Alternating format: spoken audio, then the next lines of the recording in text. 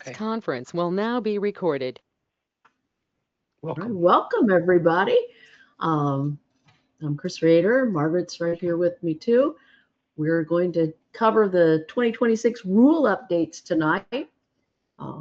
When I set the theme, I clearly had some ideas of taking a vacation somewhere else, but pick the compass because we're talking about directions and how to play by the rules. So we will kick right in. Welcome to everybody. I can find the little controls. There they are. When we set out to make this rule, all of this big rule rewrite, we had a big goal, and it was one that came from the survey we did a while back that the rules were too complicated, too hard to understand, um, just a lot of difficulty. And so, one of our big goals with this rewrite was to make the rules easier for everyone to understand, um, and especially make it more friendly for people who are just joining the whole Treibball game. They were really written initially toward the idea of people who were already playing, and they were just too difficult for people to figure out what to do, especially since there was a good chance they weren't going to see live Treibball events. You can get a lot out of agility just by going to trials, or obedience. You can watch and ask people, but that's not so much an option the way where we are with Treibball right now. So we set out with a big goal, trying to make them easier. Besides incorporating some changes we wanted to make. Um, Margaret came at this from she's the competition the competition standards chairperson, aka the person who oversees writing all the rules. And I came in with the viewpoint of the judge, um, how we need to have things to make it easy to play, to judge. So with that, we're going to kick in. I'll let Margaret take over for a second. Okay, so one of the first things we did, okay, because the rules had been, we'd amended them and amended them and amended them, they were becoming a little bit out of order. So one of the first things we wanted to do was to just reorganize all the chapters. So all the games would be together and all the scoring information would be together. So that was what we call the logical flow. Um, the One of the other changes that we've made had to do with video titling. I mean, there's still a video titling chapter with some details specific to video titling, sorry. But one of the things we've done is throughout the whole document, if there's something relevant to video titling, we've just put it into that section. So it all reads with a better flow. And like Chris said, focus on new members, helping them learn, make it easier for them to just pick up the rules and say, oh, this makes sense. I see how to play this. That's still not going to be 100% true, but I think it's a big improvement over what we had before. Right. And I think Margaret often thought that I just took the whole thing and threw it up in the sky and picked it up from there. And it's real close to correct. I did rip it apart and cut it and did a lot Yeah, of things. But we're hoping everybody finds it a little easier to find what they need. right. So that's our goal. We're hoping that everybody feels that way as they go through it. So we had some things we called the major changes. And these were things that they were intentional rule changes that we did versus there are a lot of things in the rules that were just clarifications, things that had come across with judging, questions that had come up. And so they were small wording changes to make them clearer for everybody. But the major changes, we made changes to who plays on what field sizes. We changed the point ball distances, the maximum course times, and then the novice snooker setup. So those are the ones that were large changes. And so we're going to hit each one of those and talk about what we changed and the why, what prompted us to make those changes. Back to you, Margaret. Oh, okay. Uh, okay, field sizes. before we had the veterans for a lot of the games playing on a smaller field. And over the years, watching this being played, we realized the veterans really didn't need the smaller field. They would be quite happy on the large field. And so it was a sort of overall simplification to let them play on the large field. If they're playing at the intermediate level, they should play on the large field because that's where the intermediate game is played. Um, so then, like all the pre-novice and novice are still playing on the small fields. And one of the things we wanted to point out, and I think this comes across a lot of times with people, they're not sure what field. Uh, Intermediate and up for all the games, we really expect to play on the larger field, the 75 by 50. But for video titling, what we wanted to get across, and we hope it's there clearly in the rules, is that smaller is possible. It may come with some restrictions, but if you don't have that larger field, use your field modification request. Go with what you've got and submit it for review. Your field may very well be approved. It may have some restrictions. I have a small barn that's a little small, and so I can't play off the back wall. But my barn is still legal for the higher level games. And another one that we wanted to come across was that in video titling, pre-novice and novice may use anything in between what is called small and large. So it's your measurements can be kind of weird, but again, put it in, get it approved. Yeah. Chances are it's totally legal. Yeah, we really want you to be able to play. So Right. if there's a way to make your field work, we will work with you. Right. Another reason we made some of these changes, as we've started playing with more and more higher levels, more and more ball sizes, we actually came up at some of the higher levels and the larger size balls, even with veterans. They didn't fit very well on the field trying to play the veterans on the smaller field. And so it was actually a problem for the higher level veterans to play on those small fields. They need the big ones just for everything to fit. So we thought this would just make it smoother for everybody. Sorry, I'm struggling to see my little advancement. There we go. There it is. There. Point ball distances. There'll be some questions here. For all formation games, which is basically everything except urban herding, for any level, all of the divisions and class heights have the same point ball distance. So all of the novices have 25 feet. All of the intermediates, 30, advanced 40, and expert 50s. Again, some of this came out of just trying to make everything fit. When we, again, got to the larger size balls, and especially in snooker, and then we tried to cram things in on the smaller field, or we tried to move those point ball distances in. We were struggling to make everything fit on the field again. The other thing is, if you're doing trials or you're having video days or you have a lot of people coming in, classes where they're mixed sizes, constantly trying to figure out and change the point ball distances and setups was really quite a headache and confusing and difficult. Even classes, we'd have times we'd set it up and all of a sudden I'm like, no, that's too close, that's too far.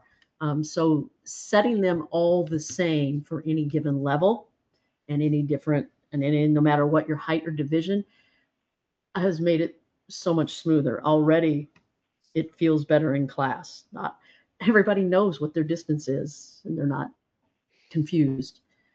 So don't worry, you get something out of this though. We made the little guys go further. We make the veterans go further, but you're going to get something in return. Yeah.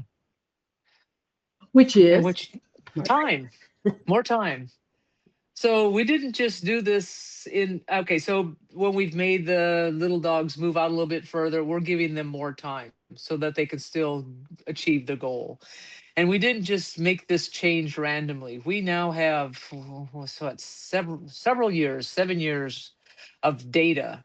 And I could look at everybody's runs over the last 7 years, and I normalized it for each size of dog and each level of dog. And we came out with we came out with this scheme with the four, or all, the same point ball distances, and then these times. And the times, if we had to pad them, we made them wider. So hopefully we have given everyone adequate time to play to play the games. But again, and going back to what Chris said, with having everybody play the same point ball distance, yeah. Simplifying the times also makes the day go quicker because you have fewer changes to worry about. And when you actually start holding trials, it's amazing what just a little, a little overtime here, a little overtime there, it adds up by the end of the day. And so we're hoping that these sort of simplifications will just make it all run smoother for everybody. Right. And we looked back over the data. We pulled everything that we had, and basically calculated how fast extra small dogs were accomplishing the goal, how fast they were. Oh, Chris, you froze.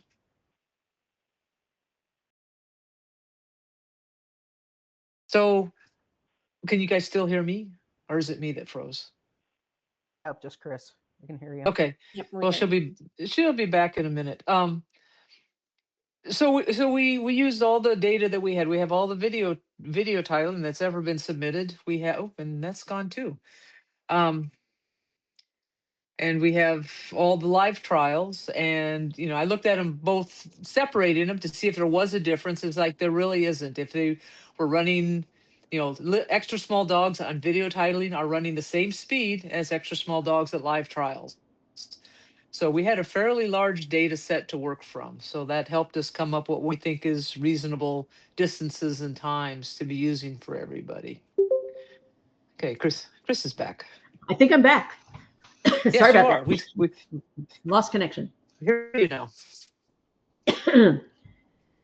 So yeah, hopefully, I know a lot of people in our area at first took great big gulps and they were worried, but now that they're playing with the time some, there's a lot, and playing with the distances, they're a lot more comfortable that it's something they can accomplish.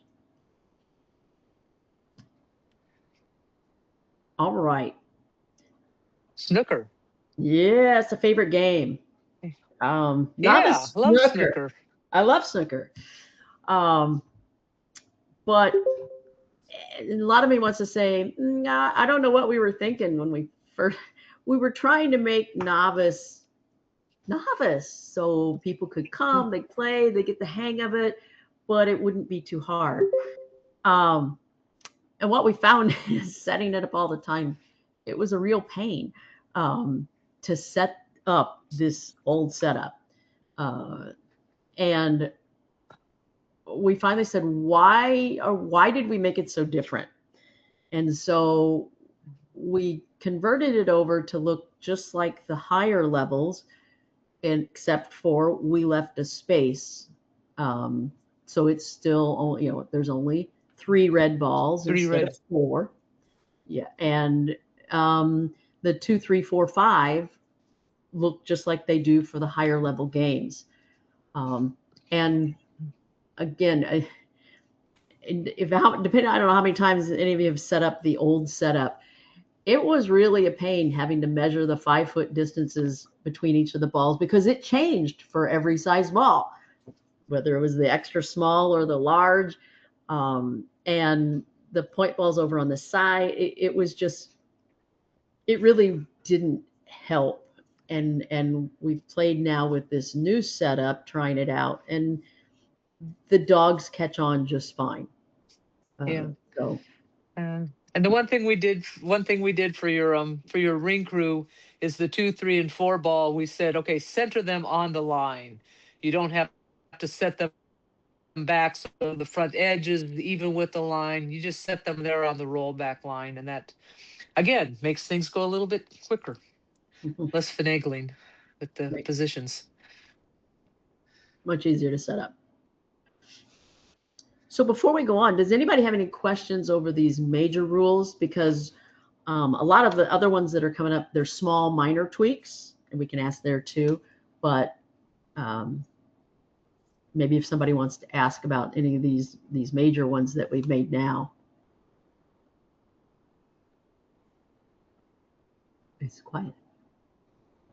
Yeah, Right. they're thinking. They're I see thinking. thinking faces. All right, Okay, we'll go well, on, and we can always come back. Yep. All right, minor changes. These were all things that were clarifications, things that have come up while we're judging, whether at trials or video titling.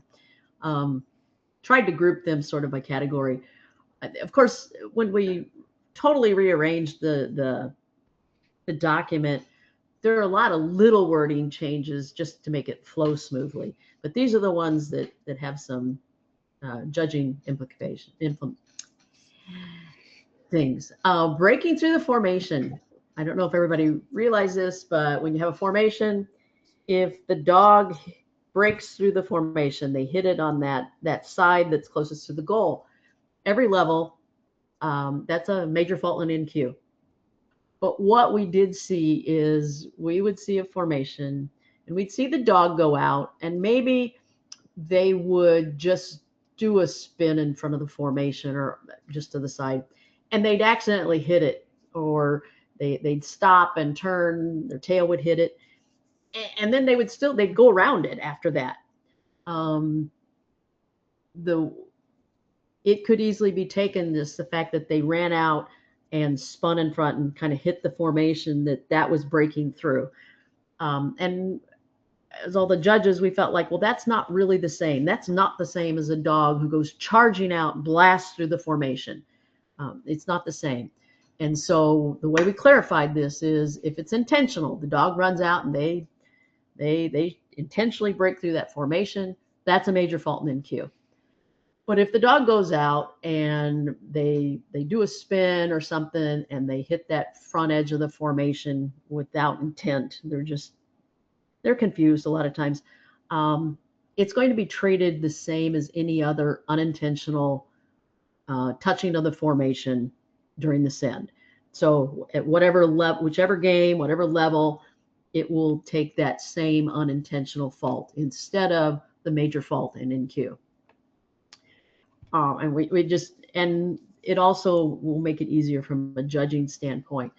There are certain positions on the edges that the dog can brush it, and if you don't have the right camera angle or the right even judge position at a trial, it's a tough call of whether the dog's glancing off the formation, are they going through, and it's going to make it a lot easier for judging in either situation. So just a clarification to help everybody, really, I think. We did add some clarifying rules to the handler area faults. Most of this is just stuff that's come up and we realized it wasn't really clearly stated in the rules. If a handler has to leave the handler area to position a ball, a roll, and that's typically a rollback that didn't go far enough. So they've had to do a rollback, the ball didn't go far enough, they go out to fix it, put it out beyond the rollback line. They have to return to the handler area before they can send their dog. Because we did see a handler was out on the field and they were still returning the box. They hadn't made it back, and they sent their dog on out. The handler has to return to that box. Handler area faults are an NQ in urban herding. It's always been the case, but we realized it wasn't clearly stated, so we've added that. handler area faults in snooker, stop time and point accumulation. The run is done. That doesn't mean it's an in cue. From the moment you make that handler area fault, the judge is going to call, that's the thank you, you're done. But it doesn't mean you in queued. You might very well still have enough points to get your qualifier.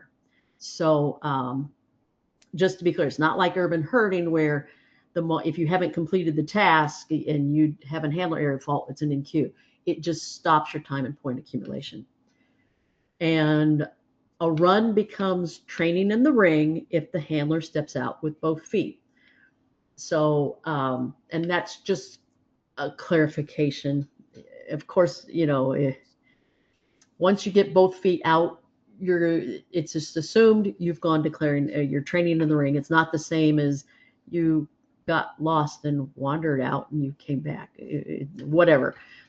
So again, clarification so that everybody can judge the same and understand the way it's going to play.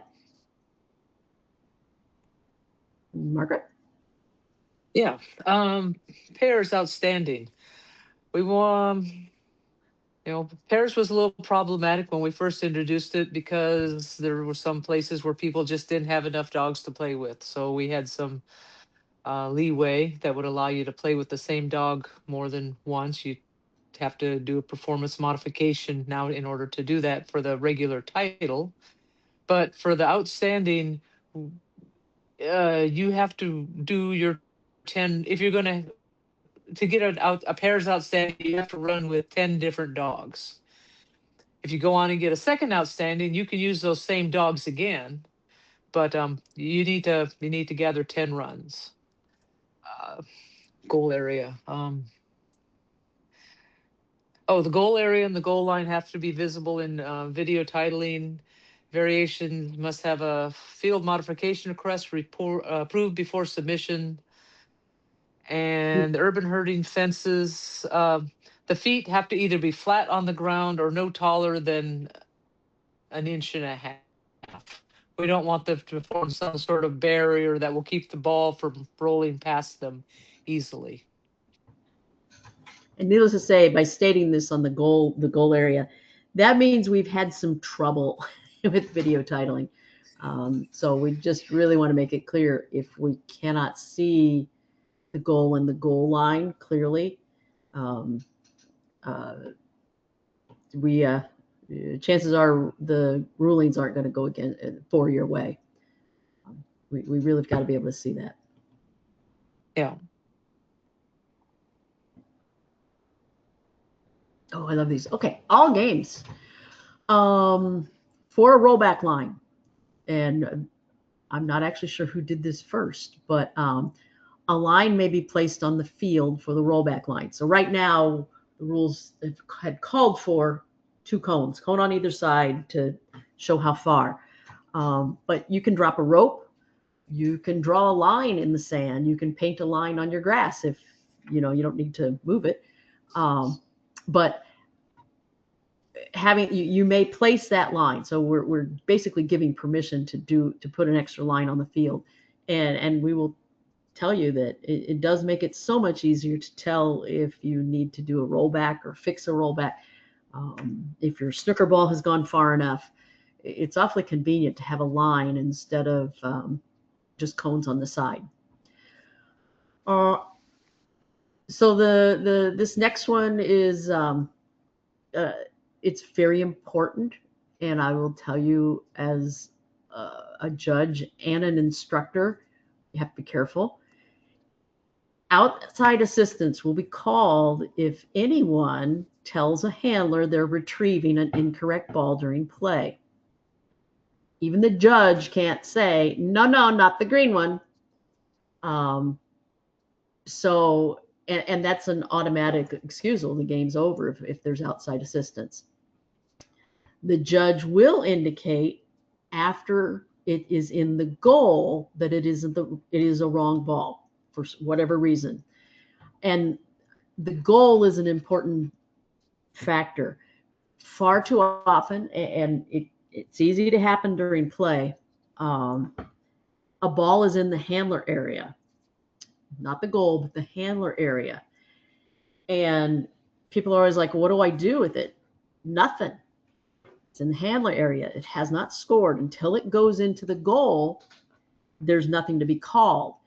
And as a judge, even, we have to watch what we say, because sometimes the ball does not continue and go in the goal. It'll be rolling slow enough that it'll actually curve off, or maybe it'll hit the goal post.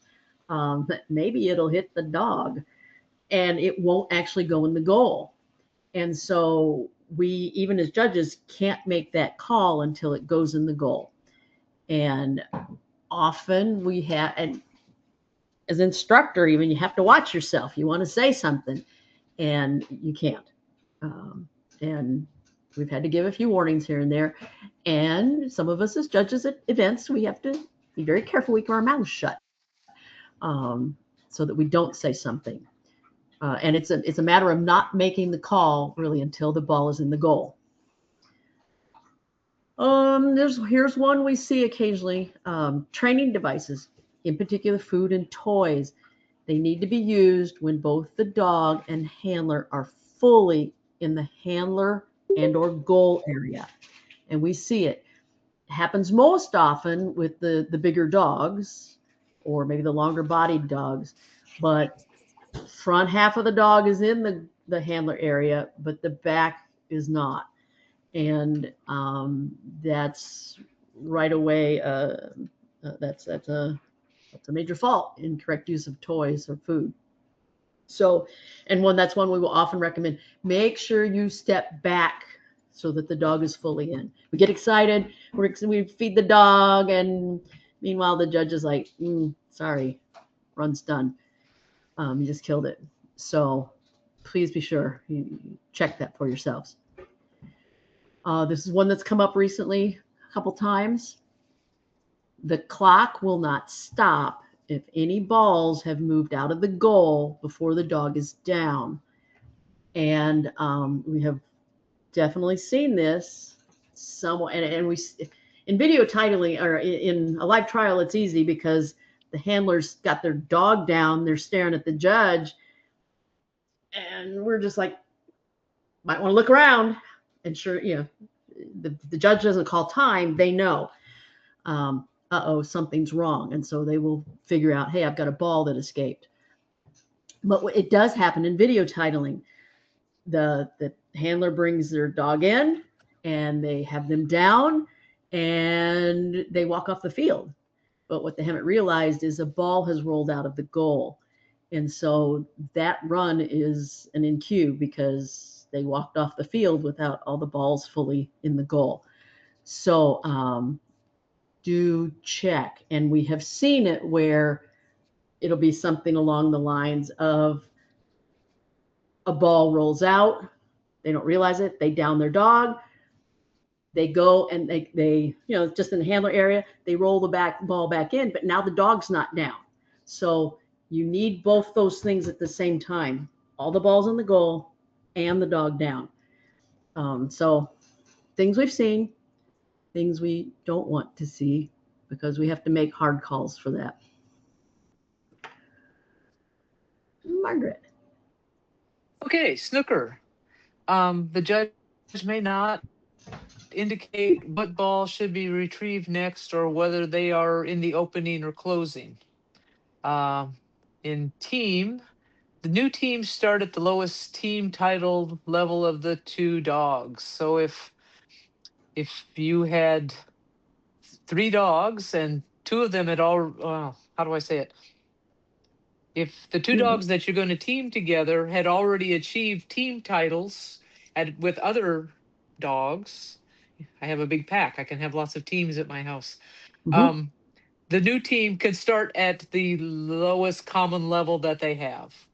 That way, I don't know, it gives you a little advantage, not advantage, gives you a little step up there. Teams and pairs, handler, this has to do with the mats. Handlers may place the mat anywhere in the goal or the handler area. You cannot use an elevated platform, so no Cato boxes or whatever. And handlers may bring their own mats to trials. And with that said, the no elevated platforms, I do believe we've had a particular instance where we did have a performance modification that permitted a platform. And at the moment, it won't come to me why that was, but it was a dog who had real difficulty getting up and down for doing sits and downs. So they performed better. There was something. We did have a performance modification request for that once. It was my student. The dog had surgery. Yeah, I knew there was some reason. There was a reason that it was a good one. So when we talk snooker, the big deal there is that it is a strategy game. You do have to be thinking your way through it, and so even the judge can't say, "Hey, you should really get this next." You need to be thinking about where you are. The judge can answer questions like, "What was the last ball?" or something like that. In B&O or snooker or anyway, you can always say, which one is the three? Or I don't see the three, things like that. But the judge can't say, you need the three. So it's all about, can you do the strategy of the game that and really fast. Yeah. Go. Oh, skill certs. We didn't go over this very much. I didn't put a lot of details on here. We did do some updates for the skills certification. We added judging criteria. A lot of the tests before were relative, just do this. It didn't have criteria. Well, what is good and what isn't good? So judging criteria have been added to each of the tests to improve consistency. Distances are measured from the back of the handler area. And that is just to make it consistent with how we measure for the games, for the titling games. Measuring from the front, it was just kind of confusing. So we just converted it so it'd be like the regular games. And we did revise the criteria for how to become a skills evaluator. So those have been updated. A few minor things for the match and trial premiums. We just require you add the trial chairperson's name and contact info, have an emergency vet contact in case of an injury, and we corrected a timeline for applying for a match. It either wasn't there or it was wrong, and it's 30 days. So the grandfather period. Okay, so we made all these changes, but we don't really expect everybody to just, drop things and pick them up, especially the people who have video titling stuff that they're getting ready to submit. So runs following the old rules may be submitted through March of this year. And until that time, runs will be judged with the most permissive of the two sets of rules. And as of April 1st, only the newest set of rules will be applied to video titling, and all, live trials will follow the new rules immediately.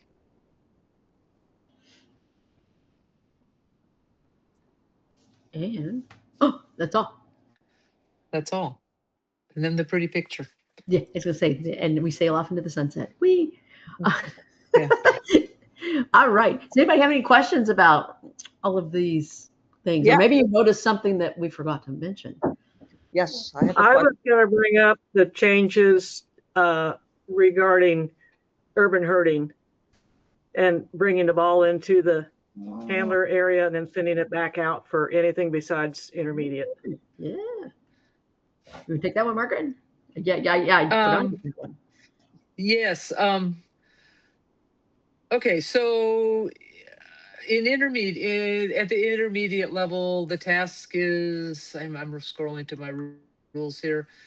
There's two balls out on the field. One's in a far pen, one's behind a fence. And so you had to bring them both in, and then one of them you have to push back out and put into the close pen. And that was fine. But then when you went to advanced level, there's three balls out there, and you have to bring the one behind the fence in, and then one in the other far pen you have to bring in, and then there's in the other far pen, there's another ball, and you either put it into either the close pen or the far pen. And what people were doing, and what, because we didn't tell them not to, is they were basically playing it the same way as they did in intermediate. They would bring all the balls in and then have the dog push it back out from the goal area to wherever it needed to be. And so they really weren't demonstrating a new skill. They were just playing the intermediate level, again, with a different setup.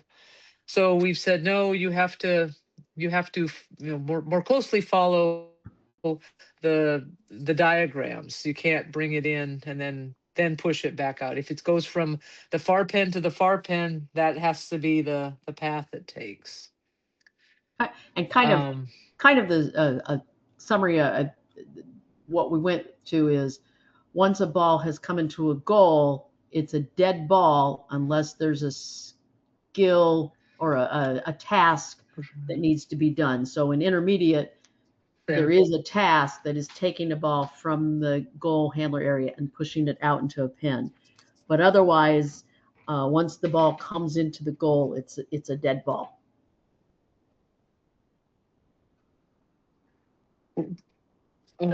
Was there One another other point of clarification, if I could? Mm-hmm. On the Yes, please. intermediate, my dogs brought both balls in, and I send them out with the one ball, but for some reason it boomerangs and comes back in. Is that okay to then reset and send it back out again? Did it come into the goal? Well, yeah, well, the goal or the handler box. But it's intermediate. In the pin, in intermediate, but they're new to that, and for some reason they push it back to me. Right. Are we done? No, in intermediate, that is a task to move it from the goal and put it back out into the pin. So no, it's not. That is actually a defined task. So. Right, but you get more than one shot if they bring it back to you twice instead. Okay. Right. That is one of the not dead ball moments. Asking for a judge, friend. Yeah. How do I judge that? And in that intermediate level, don't you have to check the ball into the goal before you can push it back out? Yes. I didn't lie, did I? No, yes. No, I just don't know if that's known, so I just wanted to add that. Yeah, that is correct. It does. In intermediate urban herding, they do, both the two balls that are out there need to come into the goal, and then one of them goes out into the pin. I have a question on team. Mm-hmm. Hello? Can you hear me? Yes. So it said that you start with, like, you have two dogs on the team and you start with the one dog's lowest level. I'm saying that If right. if they had a team title. If they had a team, so it doesn't matter. Like, I can start with novice if nobody's had a team title yet. Right. You are correct. Yes. Okay. And in fact, you have to start at novice. Here's where it comes in. I have 3 dogs. So if you only have 2 dogs and they didn't belong to anybody else or anything, you've only got 2 dogs, you're safe. You're going to march through. I have 3 dogs, and I haven't done this, but dog A and B are a team, and they title up to expert. But I put B and C together. Well, now C hasn't had anything, so that team has to start back at novice. And let's say they get up to intermediate. Now I go and I put A and C together, and I call them a team. Well, one of my A dogs, he's an expert, but my C dog, they only made it to intermediate. So the AC team, they have to start at intermediate. It's when you start deciding how many different teams you can make out of your pack, it becomes a struggle to figure out where you start. And it's a matter of, you take both of those dogs that you've made into a team and you say, which one's the lower level? That's where that team starts. It's us people with too many dogs. but very good question.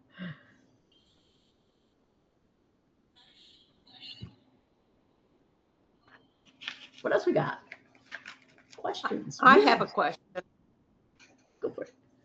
On Sure. a toy, it says it has to be in the handler's hand. Is that just when you're interacting with the dog? That it has to be in your hand, otherwise can it be like tucked in your pants? Oh, yes. It Yeah. can't be on the ground. Okay, that's what I thought. Yes. All right. Yep, just so it's not on the ground. Okay. Have a second question, and that is, if you number your balls, can those balls be used in any of the games with numbers on? I mean, Yes. okay. Yes. In fact, I do.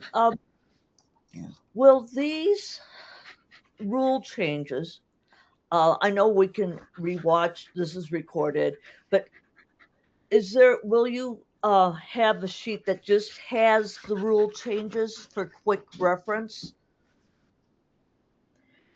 In fact, I haven't posted it, and at this moment, I don't see it right here. To do this, Margaret created one, and like I said, it has more words, so it has like wherever the change came in, it might have the whole paragraph that was included there, or bullet point, and it'll all be there. But it's a 3-page document, 5-page document. 3 pieces Yeah, of 3 paper. or It was 4. 5 pages. So yes, we can take that document and put that up on the website. I say that because it's a reference, but it's not actually quick with 5 pages. It's not totally quick, but it does show, these are the places where we've made those changes and what the actual wording was. So yes, we can stick that up on the website. Thanks. With the rules. Yeah. And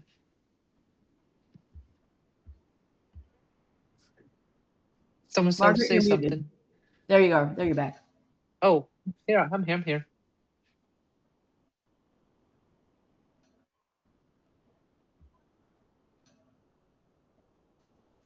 Any more? Any judging or rule questions? Any questions? Doesn't have to be a change. Will there still be, I thought somebody had mentioned that there was going to be an evaluator group, just to clear that up and make sure we're all on the same page for evaluations, for skills. Skills. Skills. Hey Sandy, you want to touch that answer, Sandy? That is my goal, and thanks for the question, because it might light a fire under me, to pull together some examples and then get the evaluator group, as many of you as I can, online and kind of go through it, kind of like what we're doing here, but just focused on the skills and what, the different behaviors that we're actually looking for with example videos. Cool. Thank you. That would be awesome. Thank you. Yeah, because we kind of found that Sandy saw that more, but we realized as we were looking through things that there some dogs are like just they do exactly it, and sometimes we're like, I'm not so sure that was what was meant. So that and because we have a lot of evaluators who are often instructors, and we certify them, they go off and they do their thing. We never see the videos. So we don't know what all different evaluators are using for their criteria. And then I started to see a few come through, and I went, oh wait, that's not quite what we had in mind. So right, try to get everybody on the same page. So I'll ask. Go ahead, finish, Chris. Oh, I was just going to say. Plus, the whole idea of the skills is to help people be ready to move into the novice playing arena. And if you don't actually have the skills down, it's not going to be as easy to move into it. So we wanted everybody to be there. That's all. One last thing. When's the next live indie trial? March 28th. I knew that answer. It's coming. So a question I Be looking for have. be Go ahead, Margaret. I was just saying, be looking for the premium. We're going to get that out shortly. Erin, please. Sure thing. So a question that kind of comes up a lot in video titling, you may be recording your own dog, 2 balls come in, you're not really sure which one was first. Was it the right ball first, the wrong ball first, and what needs pushed out? So my question is both for balls in order and snooker, because I think those rules are different. So it does depend. So I have 2 answers. One is if you have an assistant, that's one of the good times, is like the assistant can say the red one was first or the green one was first, and can even make the call, well, yellow's a wrong ball. Remembering that if it's going to be submitted for video titling, that is not how the video and the judge may see it. So you need to watch the video. That they need to watch the video to make sure, because even it happens. We know it happens in any of the sports. At the live event, sometimes a mistake is going to be made in the judging, because what you see, a video may go, oh, not really. Everybody does their best. They try to make it right. But even an assistant may make a wrong call. And then you look at the video and go, ooh, I don't really think that's how that played out. So always watch the video before it gets sent in. And I don't mean you as someone putting on the event. I mean the person who's submitting it. If you don't know, in other words, you don't have an assistant and you don't know, what I say, my response is, I do the best I can at the moment. Okay, well, I actually think this one came in here and this is a wrong ball, so I have to roll it back. But then I'm going to watch the video and say, whoops, that's not how it really played out. So if someone is not sure, can they just decide to roll both balls back out? And maybe. Okay. Yeah, that's a really good question, because it did come up. And that was probably before you were on any of those discussions. So it can make a difference in how scoring. So in B&O, 2 balls come in, you don't really know, so you roll them back out, both balls back out, and maybe one of them actually was correct. We would just say, well, the correct one still needs to be the one you bring in next. So let's just say, let's go by numbers. Let's say you're on a 6 ball. You're an intermediate, you got 6 balls. 1 and 2 come in just fine. 3 and 4 come in, but you're not really sure if 3 came in before 4. So you roll them both back out. And then you get 3 and then you get 4. You would get a wrong ball fault, but then you would have corrected the mistake. So the number 3 did not actually need to go out according to the video. You don't take a penalty other than time. Because, now you got to go back and get that 3. So it wouldn't necessarily count against you other than wasting time. And we really came up with the same response for the opening in snooker. And this happened to one of your people. A ball came in and she was unsure, and so she rolled it back out, and then she immediately retrieved it. And we decided that was the same thing. If for any reason, and this could be a handler mistake, it could be the dog bumps it out. Certainly they get crazy back in that handler area or that goal area sometimes, and they knock balls right back out on the field. We've actually had a weird air event where suddenly a fence bumped and it bumped a bunch of balls back out. The handler just has to get them back in. So they don't take it as a fault if the ball goes out at a wrong time. They just have to get it retrieved back in. And in snooker, they probably have to get it retrieved in the right order. So it wastes time, but they don't take a fault. Does that make sense? Because yeah, you had one that happened on a video one. Yeah, and it happens a lot, so I thought it'd just be good to explain here. Yes, yeah, and that's where we came up. We said it really doesn't matter if the handler's confused and they send a correct ball back out, because it can happen. The dog bumps it.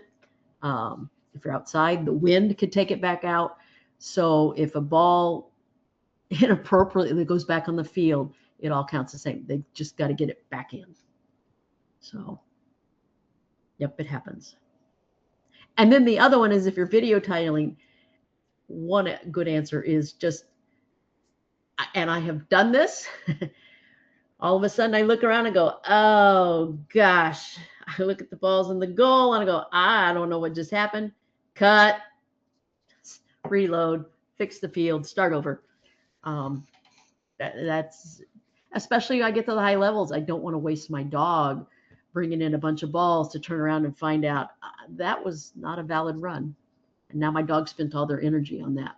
So, it can be different if you don't have time. Like, you're running a video event. You can't just keep resetting for everybody every time you think there's a mistake. So depends on your time constraints. But one is cut, start over. Two is watch the video and go, uh-oh. And then there's some mistakes are just, they don't count against you. Chris, what's the situation where if a ball that's not the next ball rolls into the handler box and the handler rolls it from the handler box back out on the field? There's some situation where that's considered a wrong ball, even if it was the correct ball, as I recall. So yeah, that'd be mostly a B&O thing. I guess there are other situations, but we don't want blocking by the handler. And I've said this before, I always argued that if you were a team player, you should block it. But that is not the way our rules go. We don't want blocking. The handler is not allowed to block a ball coming in. But it's kind of hard to judge sometimes. So if there's a ball and it's coming in, and in the handler area, you just make the call and you roll it back out, it's a wrong ball, no matter what. You took the ball from the handler area and you shoved it out, that's a wrong ball. In the case that Aaron was asking about, the ball had come all the way into the goal. It was in the goal. It was correct, but the handler got confused or wasn't sure, and they rolled it back out. And the difference is whether it's in the goal and whether it's in the handler area. And yeah, I know we had even discussed that. Why is that such a difference? And it is all because it's not permitting blocking. So if you take a ball in the handler area, you roll it on the field, we just assume that was a wrong ball, and you take the hit. Clear or clear as mud? The dog is allowed to block. Yeah, just the handler can't do it. You have to be good. And I'm assuming then if the ball actually stopped rolling of its own accord in the handler box, the handler's not allowed to reposition that ball anywhere else in the handler box either. They have to work around it until it's the time for that ball to come in. Correct, 100%. That is exactly what you should do. A ball's in the handler area, you got to leave it alone. And in the one time where there's the slight gray area is a ball is coming in and we see the handler doing their dangdest to get out of the way. And you know it when it's happening. The person is jumping and doing their best, but the ball still grazes them. It's like, okay, I'm not going to call that blocking. They were doing their best to get out of the way. I won't call that one. But plenty of times we saw the handler stand there like a statue and let the ball bounce off of them. It's like, no, you don't get to do that. So yes, work around anything that's in the handler area. That could be a new game. You could have a certain number of balls. Your hot dog has to bring them to the handler area, but not the goal. And then in the end, you just roll them all in from the handler area. Oh, don't give us any ideas, Margaret. Oh, we have a new one coming now. I like that. Yeah, I can do. At least be an exercise. Yep, that's right.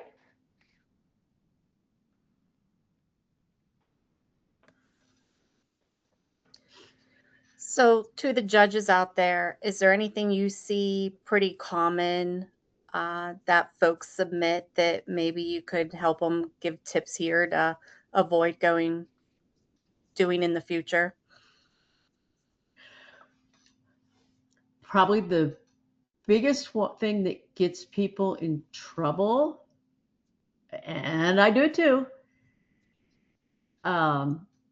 you're standing, it's not illegal, it just gets you in trouble. You're standing too close to the front of the handler box. Mm-hmm. And then that's when you do silly things like you treat a dog who's not fully in the handler box. You take that one little step more and you've stepped on or over the line. You're in the way. Or you roll the hit you. Yeah. Or you roll the ball back and your hand is still on it. Margaret never got called on that, did she? No. Only once or twice. You understand what she's saying? I'll play from the goal. I stand in the goal. Yeah. I'll say my foot's always on the goal line. Try to stay back by the goal line. Like I say, it's not wrong, but you're doing a rollback on a ball that you have to do, but you're still touching the ball as it goes out of the handler box. You take a fault for it. So that's probably the biggest thing I see is people are just, one of the big ones, they're too close to that line and it just gets them in trouble.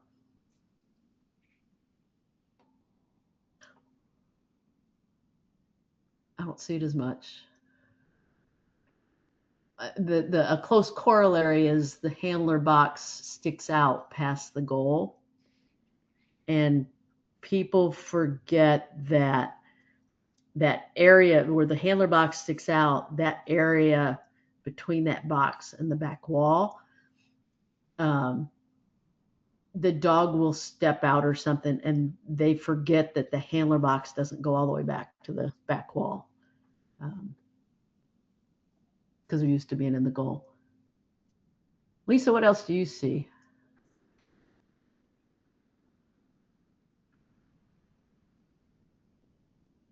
Are you still there, Lisa? I'm thinking. Ask me last month. I could have given you $1 million. I know. December was hot. Ask me this month. I'm like, oh, it's so quiet right now. Isn't it awesome? There's people who forget to check their editing and they don't send exactly what they mean. That happens. You should check what you're sending. Like, I remember Chris might have done that recently. Might have done that. Huh? You mean I didn't cut that part off? I restarted. What do you training mean? Segment?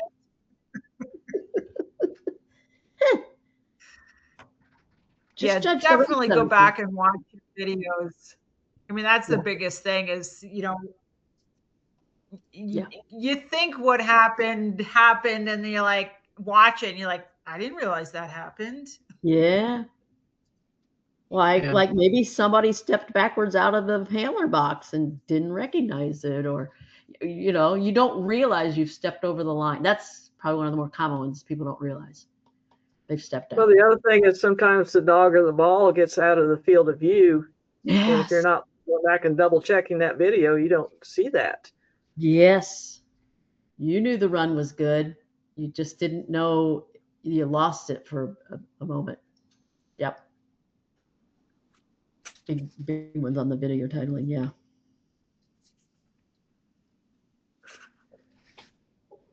Probably most common.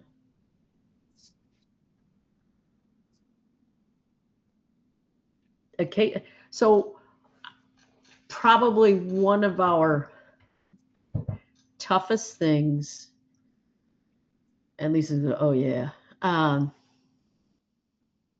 is verifying that the formation is in the correct place and is in the correct shape.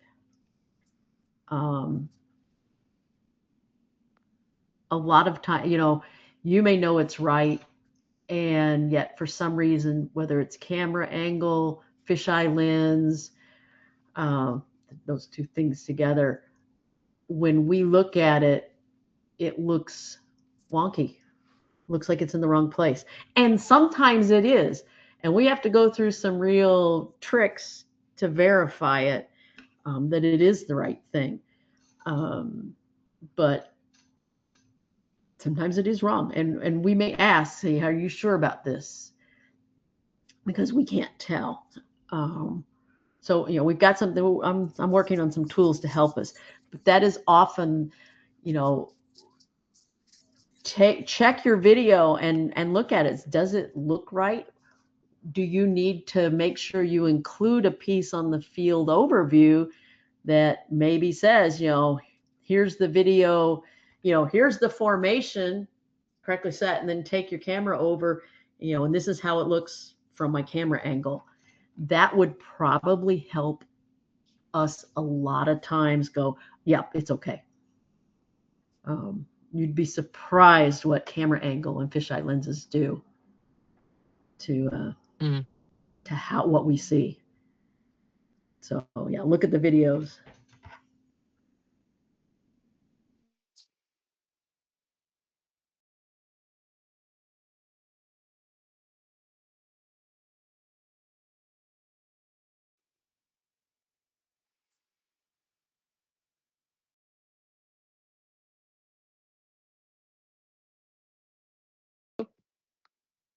Chris freeze again? I think Chris froze again, yes. Okay. Any other looks like questions?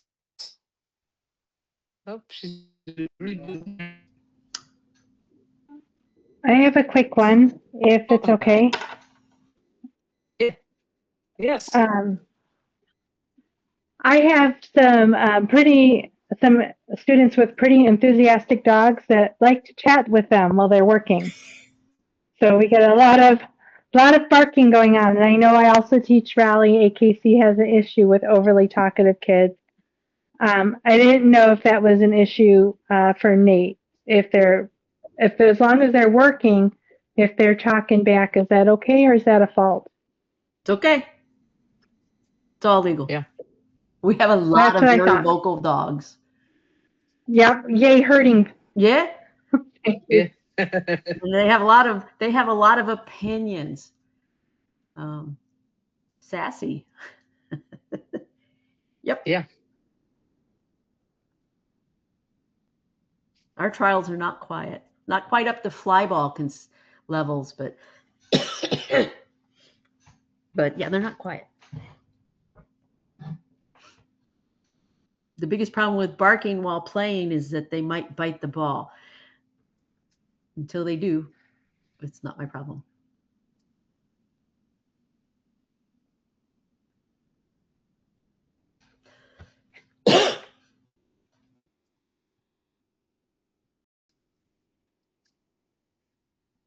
Good questions. We got any more? They're all good.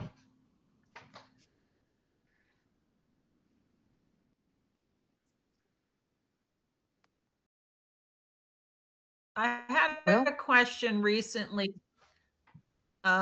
Chris, that, let's see how I can ask it so I don't give away who asked me. Can an instructor, okay, here we go. Say one of my students is hurt, but they still want to continue with titling their dog in some of the different games. Can I run their dog and title them? You, as long as you and, well, the person and the dog is registered and you are a member, you may do it. You can't judge. And I'm, like video titling. Of course, you can't judge and run at the same time at a trial, but you can't judge yourself. But yes, we don't have anything that The title, says yeah, you can't do that. Because The yeah. title goes with the title dog. follows the dogs. you're talking specifically because you're the instructor, would you be restricted? Is that what you're asking, Lisa? No, it was more what Margaret was saying. I just, you and I can talk about this separately. I just think on the spreadsheet takes some finagling. Yeah, now that's different. Our records are a pain, but it is legal. Yeah, so like I'm an AKC tracking judge. I can't handle anybody else's dog in a tracking test unless I co-own it. So that's probably where Lisa was going with that, but good to know. Right. We have definitely said that, and this came out of pairs and mostly pairs, And but Chase also and Wyatt running. yeah, and just anytime we have can I with 3 dogs, can I have somebody else? What we came up with is we have a trial. I enter my dogs, and walking into the building, I twist my ankle and I can't walk or run. Can another member step in and run my dogs? And the answer was yes, is what we decided. Which was that was a change a while back. We had to make that so.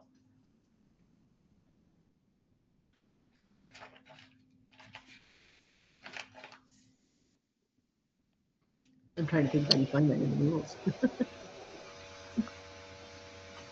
Be under eligibility. Yeah, that's what I'm thinking. It's under eligible. Mm-hmm.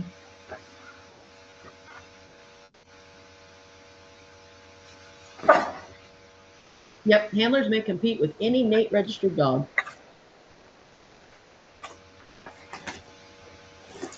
So, yep.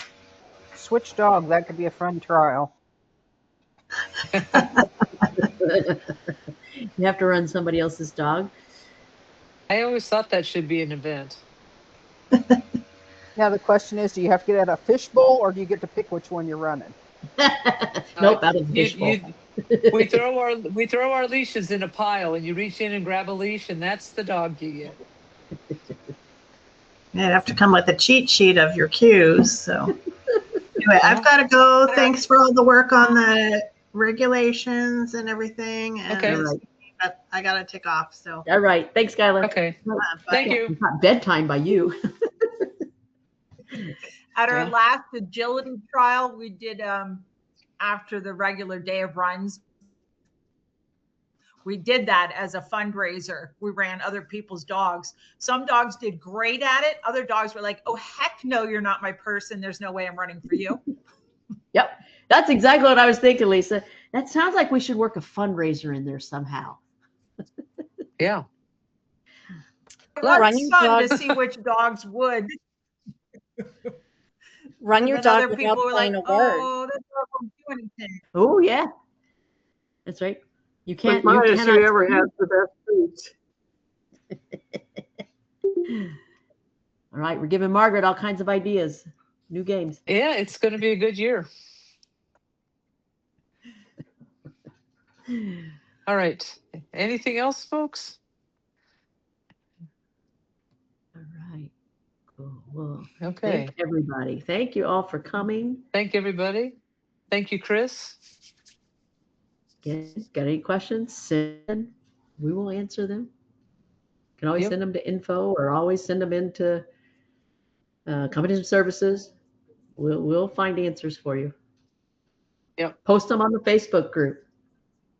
We'll answer there. So thank you all. No, thank you. Thank you. Maybe we'll see everybody at our March trial, right? Yep. Yep. I'll be there. Cool. Come on. All right. Thank you, everyone. All right. Hopefully we'll Thank see you. you all again soon.